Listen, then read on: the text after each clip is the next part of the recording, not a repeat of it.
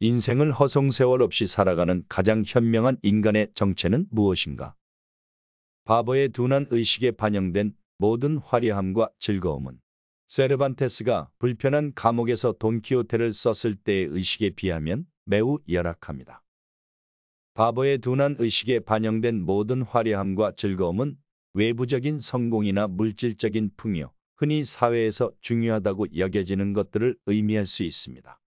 이런 것들은 흔히 사람들이 추구하는 행복의 형태지만 쇼펜하우어는 이것들이 진정한 행복을 가져다 주지 않는다고 말합니다. 세르반테스가 불편한 감옥에서 돈키호테를 썼을 때의 의식은 내면의 깊이와 지성을 상징합니다. 세르반테스는 감옥에서 시간을 보내면서 썼던 돈키호테가 세계적으로 알려졌었죠. 이것은 물질적인 풍요나 외부적인 조건이 아닌 인간의 내면에서 비롯된 창조력과 지성이 진정한 가치를 창출할 수 있다는 것입니다. 동물의 행복은 그들의 본성과 생물학적 한계에 의해 결정됩니다. 동물은 자신이 처한 상황에 관계없이 자연히 그 존재에 돌이킬 수 없이 끌어당긴 좁은 원 안에만 국한되어 있습니다. 인간도 마찬가지입니다. 인간의 행복 역시 개인의 본성과 능력에 의해 제한되어 있습니다. 가장 수준 높고 가장 다양하며 가장 오래 지속되는 즐거움은 영적인 즐거움이기 때문입니다. 참고로 운명은 시간에 따라 나아질 수 있습니다. 내면의 부로 인해 그에게 많은 것을 요구하지 않을 것입니다. 우리의 행복과 즐거움을 위해서는 주관이 무엇과도 비교할 수 없을 정도로 중요하다는 사실이 모든 면에서 확인됩니다. 노인은 청춘의 여신을 무관심하게 바라본다는 사실이 있죠. 건강은 외부의 모든 재화보다 중요하므로 건강한 거지는 실제로 병든 왕보다 더 행복합니다. 그 어떤 지위나 부로도 대체할 수 없는 장점을 가진 사람은 어떤 사람일까요? 건강하며 차분하고 명랑한 기질이 있으며 통찰력이 있고 바르게 이해하는 마음, 절제력을 가진 사람, 삶을 온화하고 부드럽게 살아가려고 하는 의지가 있는 사람, 선한 양심을 가진 사람입니다. 둔한 사람은 끊임없이 번갈아가는 파티, 구경거리, 나들이, 오락으로 고통스러운 지루함을 피할 수 없습니다. 착하고 온화하며 온유한 성품은 가난한 환경에서도 만족할 수 있습니다. 반면에 탐욕스럽고 질투심 많고 악한 사람은 큰 부를 이룬다 할지라도 잠깐의 만족일 뿐 고통의 연속입니다. 그러나 비범하고 영적으로 탁월한 개성을 지속적으로 즐기는 사람들에게는 일반적으로 원하는 즐거움의 대부분이 완전히 불필요하며 심지어 짜증스럽기까지 합니다. 사치품을 상대적인 가치라고 표현한다면 정신적인 가치는 그 가치를 빼앗기거나 잃을 수 없는 절대적인 가치라고 할 수 있습니다. 마음의 명랑함이 중요한 이유는 즉시 그 자체로 보상되기 때문입니다.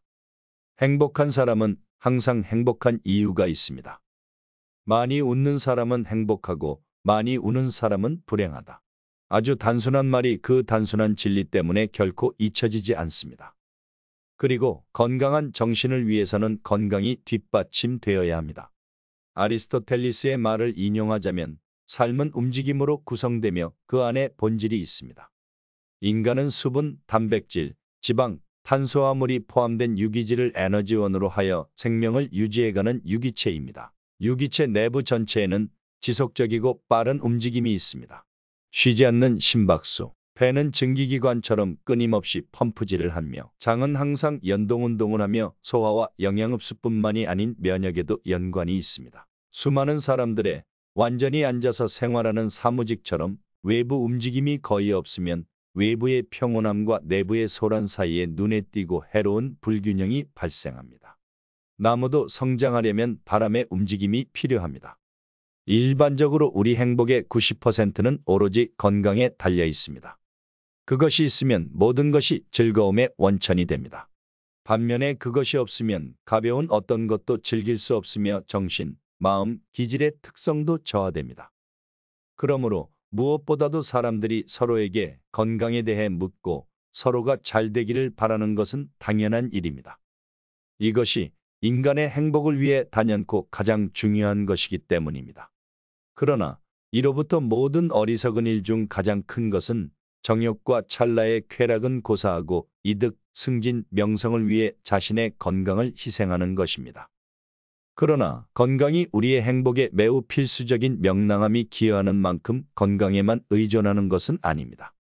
왜냐하면 완벽한 건강에도 우울한 기질과 기분이 있을 수 있기 때문입니다. 우울한 이유가 천재성일 수도 있습니다. 천재성은 과도한 감수성과 연결되어 있으며 이는 때때로 우울증을 초래할 수 있다는 아리스토텔레스의 견해에 동의합니다. 인생의 행복과 즐거움을 위해서는 목적보다 주관이 훨씬 더 중요하다는 사실이 모든 것에서 드러납니다. 노인은 청춘의 여신을 무관심하게 바라봅니다. 이는 천재부터 성자까지 모두에게 해당합니다. 특히 건강은 외부의 모든 재산보다 중요하므로 건강한 거지는 병든 왕보다 더 행복하다고 할 수 있습니다. 완벽한 건강과 함께 조용하고 명랑한 성격, 맑고 활력 있는 통찰력, 바르게 이해하는 마음, 절제되고 온화한 의지, 그리고 선한 양심을 가진 사람은 어떤 지위나 재산도 대체할 수 없는 가치를 가지고 있습니다. 사람이 자신에게 어떤 존재인지, 외로움 속에서 그를 동반하는 것이 무엇인지, 그리고 누구도 그에게서 뺏거나 줄 수 없는 것이 무엇인지는 그가 가진 모든 것보다, 심지어 다른 사람의 눈에 보이는 것보다 더 중요합니다.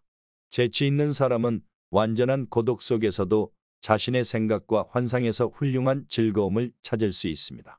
반면에 둔한 사람은 끊임없는 파티, 구경거리, 나들이, 오락이 없으면 고통스러운 지루함을 피할 수 없습니다. 착하고 온화하며 온유한 성품을 가진 사람은 가난한 환경에서도 만족감을 느낄 수 있습니다. 반면에 탐욕스럽고 질투심 많고 악한 사람은 그가 가진 모든 재산에도 불구하고 만족하지 못합니다. 그러나 비범하고 영적으로 탁월한 개성을 지닌 사람들은 일반적으로 원하는 즐거움의 대부분이 전혀 필요하지 않으며 심지어 성가시고 불편하게 느껴집니다. 인간 행복의 적이 있다면 바로 고통과 지루함입니다. 외부적 필요와 박탈은 고통을 야기합니다. 반면에 안전함과 풍요로움은 지루함을 야기합니다.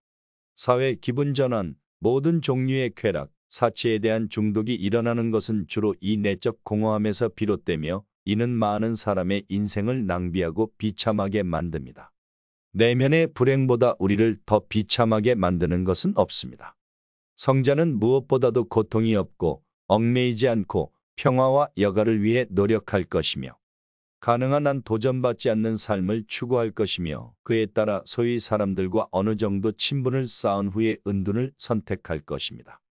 그런 사람은 위대한 정신으로 인해 고독할 수 있습니다.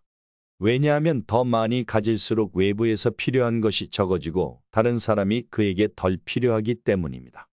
어리석은 자의 삶은 죽음보다 더 나쁩니다. 따라서 전체적으로 모든 사람은 영적으로 가난하고 일반적으로 사교적으로 보이더라도 그 속은 비열하다는 것을 알게 될 것입니다.